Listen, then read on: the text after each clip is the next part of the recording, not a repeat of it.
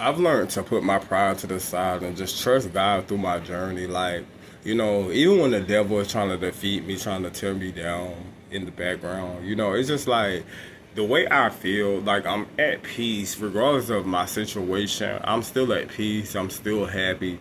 I still got a reason to wake up every morning and give God glory. I still, got a reason to just tell him thank you, because if it wasn't for God, some people walk around here thinking they're God, but, God sits high, he looks low. So that's just why my trust is always in God, because, even through those dark times, that's all I had. That God was my best friend. I didn't have a best friend. The people that claimed that they were there for me, they weren't there for me. They were there to see how much more that they could tear me down and, keep me in a little trash can, or keep me in a little puzzle that they could play games with my emotions. And I took back control of my emotions. I don't sit around and let people see me crying, and I don't let people see, even when I'm hurting. I know how to, cope with it now. I know how to, carry myself as an adult. I know what to post. I know what not to post. I know when to react and when not to react. And a lot of people just want a reaction out of me. And those days are really over for reactions when it comes to, just where God is trying to take me and what God has